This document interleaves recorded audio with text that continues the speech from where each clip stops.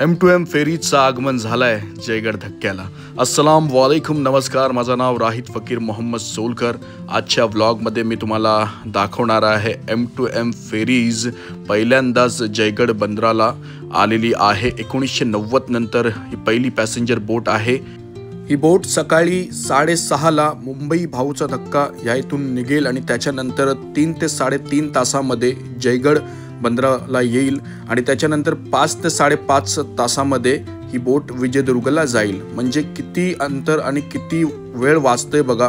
आणि जर फेअरचा विचार केला तर economy 2,500, premium economy 4,000, business class 7,500 आणि फर्स्ट क्लास 9,000 आहे। तुमच्याकडे कुठलीही व्हेकल असेल तर तुम्ही मुंबई ते कोकणामध्ये तुम्ही घेऊन येऊ शकता। M2M फेरीजनी रेट मी डिस्प्लेवरती शो केलेले आहे, आपण बघू शकता।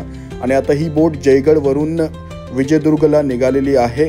तर पहिलाच प्रवास झाला आज M2M फेरीजचा। मी लहान असताना माझे आई वडील, माझे आजी आजोबा मला नेहमी म्हणायचे की मुंबई टू कोकण आणि कोकण टू मुंबई पॅसेंजर बोट होती, त्यांनी आम्ही प्रवास केलेला। 36 रुपये शेवटचा तिकीट होता आणि नंतर ती पॅसेंजर बोट बंद झाली।